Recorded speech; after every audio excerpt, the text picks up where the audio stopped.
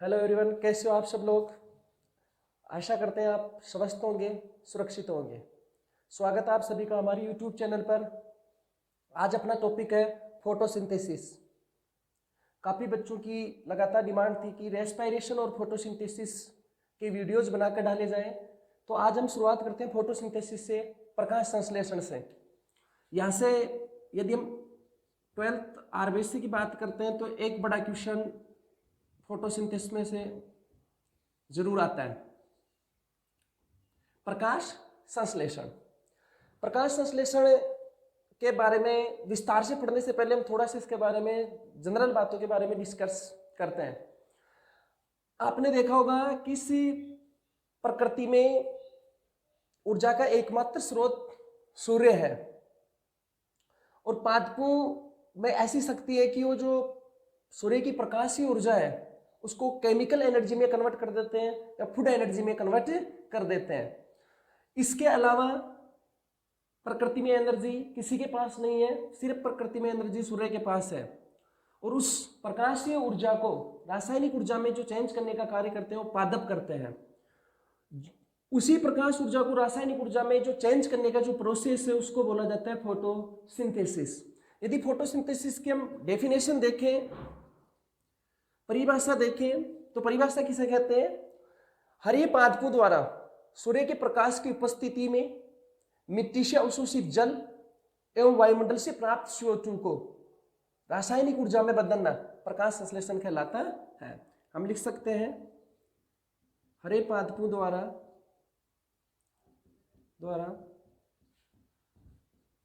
सूर्य के प्रकाश की उपस्थिति में वायुमंडल से प्राप्त CO2 एवं मिट्टी से अवशोषित जल को रासायनिक ऊर्जा मुख्य रूप से हम बोल सकते हैं ग्लूकोज C6H12O6 में बदलना प्रकाश संश्लेषण कहलाता है। प्रकाश संश्लेषण ये मुख्य रूप से है प्रकाश संश्लेषण की डेफिनेशन, कि जो वायुमंडल से प्राप्त CO2 है और मिट्टी से अवशोषित जल को रासायनिक ऊर्जा में बदलना। यानी हम शॉर्ट में बोल सकते हैं कि प्रकाशीय ऊर्जा को केमिकल एनर्जी में कन्वर्ट करने का जो प्रोसेस होता है उसको बोला जाता है फोटोसिंथेसिस। इसके यदि हम केमिकल इक्वेशन की बात करें तो हम लेते हैं CO2 plus H2O presence in light, और लाइट को अवशोषित करने का कार्य कौन करेंगे? क्लोरोफिल। और वो किसमें कन्वर्ट कर देंगे इसको? C6H12O6O2 plus H2O। मुख्य रूप से इनको क्या किया जाएगा? इसमें ये बदल दिया जाएगा। यदि इसको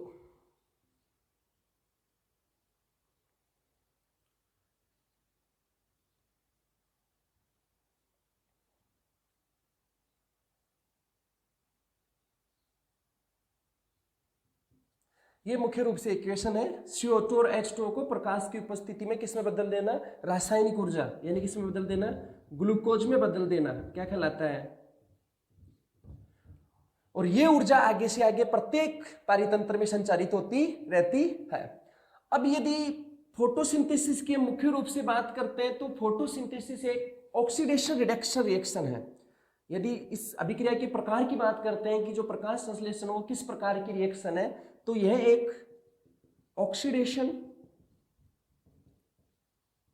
रिडक्शन रिएक्शन है।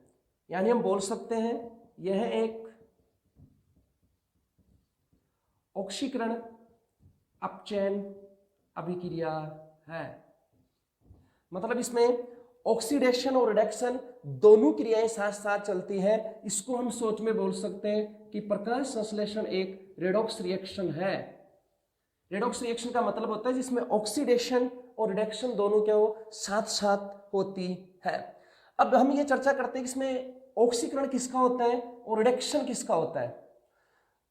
तो फोटोसिंथेसिस की बात करते हैं तो फोटोसिंथेसिस में सर्वप्रथम जल का प्रकाशिक अपघटन होता है या जल का ऑक्सीकरण होता है। जो हमने देखो मुख्य रूप से दो अभिकारक लिए हैं प्रकाश संश्लेषण में, एक लिया है CO2, एक लिया है H2O। तो इसमें जो जल का प्रकाशीय अपघटन होता है, प्रकाशीय अपघटन होता है, या हम बोल सकते हैं इसका ऑक्सीडेशन होता है, किसका? जल का। और जल के प्रकाशीय अपघटन से O2 मुक्त होती है। कौन मुक्त होगी? यानी सर्वप्रथम जल का प्रकाशीय अपघटन होगा यानी ऑक्सीडेशन होगा और उससे O2 मुक्त होगी, O2 मुक्त होगी। और ये जो CO2 है, तो जल के प्रकाशिक अपघटन से जो एनर्जी रिलीज होगी उस एनर्जी के उपयोग के द्वारा CO2 का अपचयन किया जाएगा, किसमें? शर्करा में, यानी शुगर में, C6H12O6। शुगर में इसका क्या कर दिया जाएगा? इसका रिडक्शन कर दिया जाएगा। तो यहां पे आपको याद रखना है कि जो H2 है, H2O का मुख्य रूप से क्या होगा? ऑक्सीडेशन, मतलब ऑक्सीकरण होगा। और जो मुख्य रूप से जो CO2 है, CO2 का मुख्य रूप से क्या होगा? रिडक्शन होगा। और यहाँ पे H2O मुख्य उत्पाद नहीं है, सह उत्पाद है। यानी आपको ध्यान रखना है कि फोटोसिंथेसिस में जो ऑक्सीजन मुक्त होती है वो जल के अपघटन से होती है, यानी जल अपघटित होकर O2 को रिलीज करता है। और जो शर्करा है, शर्करा का निर्माण मुख्य रूप से CO2 के द्वारा होता है और CO2 का अपचयन होता है, किसमें? शर्करा में। मुख्य रूप से आपको ध्यान रखना है। तो जो ये फोटोसिंथेसिस है ये मुख्य रूप से एक ऑक्सीडेशन रिडक्शन अभिक्रिया है। यहाँ पे यदि हम बात करते हैं तो जल का तो होगा ऑक्सीडेशन और जल का प्रकाश की उपस्थिति में अपघटन होगा और अपघटन के द्वारा O2 मुक्त होगी, O2 रिलीज होगी, जिसका उपयोग जीव श्वसन में करते हैं, जो आगे हम पढ़ेंगे रेस्पिरेशन। और जो CO2 होती है, इस CO2 का अपचयन किया जाता है, किसमें? शर्करा में। ये फोटोसिंथेसिस मुख्य रूप से बातें हैं। अब हम चर्चा करेंगे हरित लवक के बारे में, या प्रकाश संश्लेषण स्थल की पादपों में फोटोसिंथेसिस की प्रक्रिया कहाँ पे संपूर्ण होती है, फोटोसिंथेसिस की प्रक्रिया में कौन भाग लेता है, किसके बारे में चर्चा करेंगे हम? हरित लवक, क्लोरोप्लास्ट। किसके बारे में चर्चा करेंगे हम? क्लोरोप्लास्ट के बारे में। जैसा कि आप सबने 11th में साइटोलॉजी के अंतर्गत पढ़ा होगा कि जो हरित लवक है वह हरे रंग का वर्णक है, हरे रंग का वर्णक है या हरे रंग का लवक है, जो पादपों को हरा रंग प्रदान करता है, हरा रंग प्रदान करता है।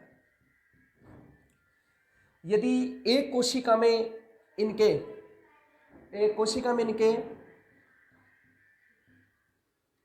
नंबर्स की बात करते हैं तो 20 से 40 हरित लवक एक कोशिका में प्रमुख रूप से पाए जाते हैं। यदि हरित लवक की शेप की बात करते हैं तो इसकी शेप अंडाकार या गोलाकार होती है, या तो गोलाकार होता है या क्या होगा? अंडाकार होगा। और जो एल्गी होते हैं, जो शैवाल होते हैं, शैवालों में इसकी संरचना अनेक प्रकार की होती है, अनेक वेरिएशंस पाए जाते हैं, जो यहाँ पे हम डिस्कस नहीं करेंगे। जो साइटोलॉजी का जो वीडियो डालेंगे वहाँ पे हम अलग से डिस्कस करते हैं कि शैवालों में इसकी संरचना अलग अलग प्रकार की होती है। यदि देखो मुख्य रूप से ये क्वेश्चन बहुत इंपॉर्टेंट है, ये आ सकता है कि प्रकाश संश्लेषण स्थल को सचित्र समझाइए। जैसा कि आप सबको पता है हरित लवक एक दोहरी झिल्ली युक्त कोशिकांग है। कोशिका में दो ही सेल ऑर्गेनल्स होते हैं जो डबल मेम्ब्रेन बाउंड होते हैं, एक तो माइटोकॉन्ड्रिया और एक हरित लवक। तो क्रम से बाहर वाली झिल्ली को बोलेंगे हम बाह्य झिल्ली, अंदर वाली को बोलेंगे हम क्या? आंतरिक झिल्ली। तो हम बोल सकते हैं कि जो हरित लवक का जो बाहरी आवरण होता है वो दोहरी झिल्ली युक्त होता है, या हरित लवक के चारों ओर एक दोहरी झिल्ली युक्त आवरण पाया जाता है। और जो ये आवरण होता है वो किसका बना होता है? ध्यान रखना, लाइपोप्रोटीन का। किसका बना होगा? लाइपोप्रोटीन का। और वैसे बताने की जरूरत आपको है भी नहीं, एक कोशिका में जितनी भी मेम्ब्रेन्स होती हैं वो किसकी बनी होती है? लिपिड एंड प्रोटीन की। तो इसके जो ये दोनों झिल्लियां हैं किसकी बनी होती हैं? लाइपोप्रोटीन की बनी होती हैं। और दोनों झिल्लियों के मध्य जो गैप पाया जाता है, जो अवकाश पाया जाता है, उसको बोलते हैं पार कला अवकाश, क्या बोलेंगे उसको, पार कला अवकाश। दोनों झिल्लियों के मध्य जो स्पेस पाया जाता है उस स्पेस को बोला जाता है क्या, पार कला अवकाश। यदि हरित लवक की आंतरिक संरचना की बात करते हैं, हम इंटरनल स्ट्रक्चर की बात करते हैं, तो इसकी जो इंटरनल स्ट्रक्चर है, हरित लवक की जो इंटरनल स्ट्रक्चर है वो दो भागों में बटी होती है, एक स्ट्रोमा और दूसरा ग्रेना। एक स्ट्रोमा और दूसरा कौन सा होगा, ग्रेना। प्रमुख रूप से इसकी संरचना दो भागों में बटी होती है, एक स्ट्रोमा और एक ग्रेना। जो स्ट्रोमा होती है, जो इसका तरल वाला भाग होता है, जो तरल वाला भाग होता है उसको बोला जाता है स्ट्रोमा। स्ट्रोमा यानी जो इसकी मैट्रिक्स होती है,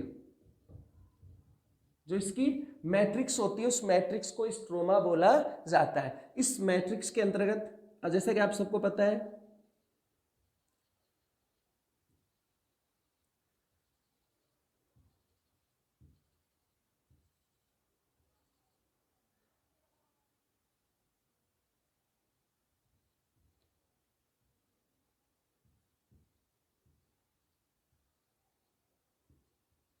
इस मैट्रिक्स के अंतर्गत राइबोसोम पाए जाते हैं, या हम बोल सकते क्या पाया जाएगा, राइबोसोम्स पाए जाएंगे। कौन से, 17 राइबोसोम पाए जाते हैं। इसके अंतर्गत डीएनए पाए जाते हैं, और जो इसका डीएनए होता है वो ध्यान रखना नगन एवं द्विकुंडित होता है, यानी हम बोल सकते हैं नेक्ड एंड डबल हेलिक्स। जो इसका हरित लवक का जो डीएनए होता है वो नगन एवं द्विकुंडित होता है। इसके अलावा इसमें कुछ वसा की बूंदे भी पाए जाते हैं, कुछ प्रोटीन अणु पाए जाते हैं, तथा प्रकाश संश्लेषण में भाग लेने वाले कुछ एंजाइम पाए जाते हैं। यानी हम बोल सकते हैं ये हम लिपिड पॉइंट्स कुछ होते हैं इसमें, लिपिड पॉइंट यानी जो इसका तरल वाला भाग होता है, जो हरित लवक का तरल वाला भाग होता है उस तरल वाले भाग को प्रमुख रूप से क्या बोला जाता है, स्ट्रोमा बोला जाता है। और यानी इसको हम बोल सकते हैं जो मैट्रिक्स होती है, मैट्रिक्स में 17 राइबोसोम, नगन एवं द्विकुंडित डीएनए पाया जाता है, सल्फर के कण पाए जाते हैं, वसा की बूंदे पाए जाते हैं, और प्रकाश संश्लेषण में भाग लेने वाले कुछ एंजाइम इसमें मुख्य रूप से पाए जाते हैं। किसमें, फोटोसिंथेसिस में कुछ एंजाइम पाए जाते हैं, जैसे NAD, NADH2, FAD एंजाइम मुख्य रूप से पाए जाते हैं।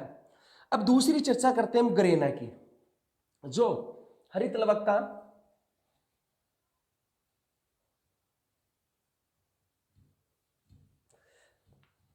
जो हरित लवक की मैट्रिक्स होती है उस मैट्रिक्स में सिक्कों के समान व्यवस्थित कुछ रचनाएं पाई जाती हैं।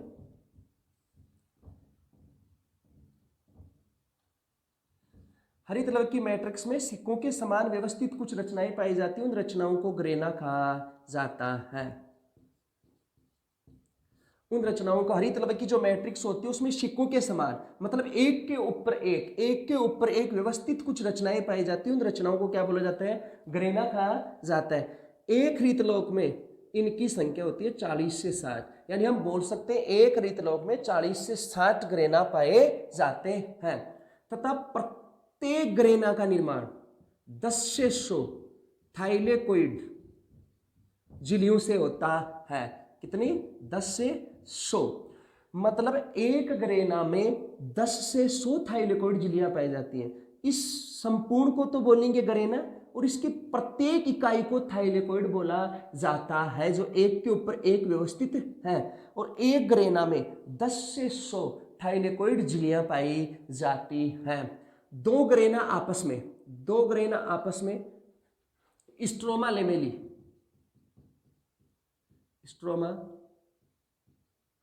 लेमेली द्वारा जुड़े होते हैं, जिसको हम हिंदी में बोल सकते हैं पीठिका पटलिका।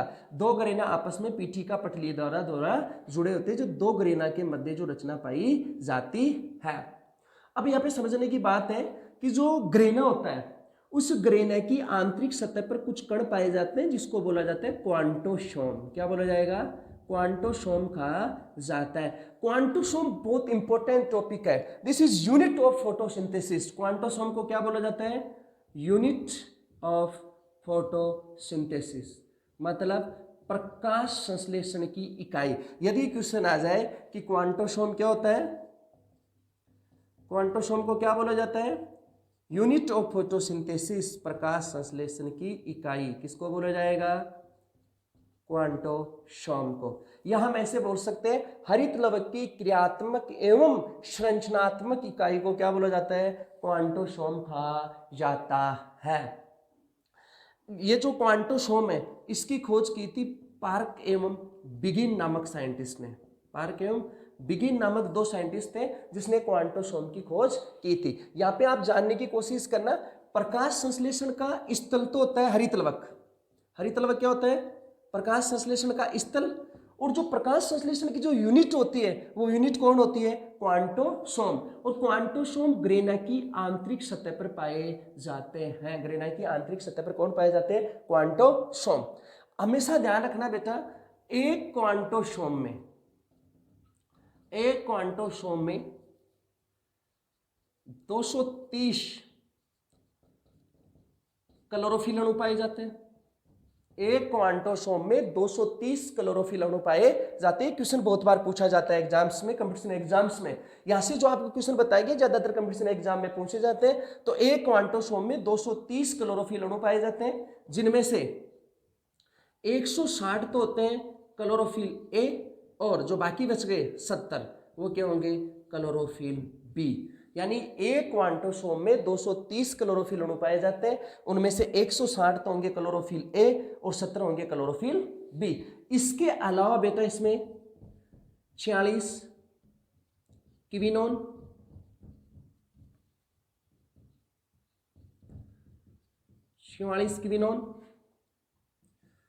48 कैरोटीनॉइड्स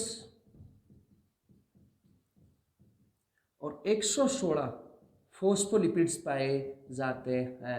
क्या क्या पाए जाते हैं इसमें? मुख्य रूप से देखो, एक क्वांटोसोम में मुख्य रूप से क्या क्या पाया जाएगा? 230 क्लोरोफिल अणु पाए जाएंगे, उनमें से 160 होंगे क्लोरोफिल ए और 70 होंगे क्लोरोफिल बी। 46 पाए जाएंगे किविनोन, 48 पाए जाएंगे कैरोटीनॉइड्स और 116 पाए जाते हैं फॉस्फोलिपिड्स। मुख्य रूप से पाए जाते हैं किसमें? एक क्वांटो। आज का अपना टॉपिक यही समाप्त होता है। मिलते हैं बहुत जल्दी ही नेक्स्ट वीडियो में नेक्स्ट टॉपिक के साथ। अपना ख्याल रखें। Thank you, all the best.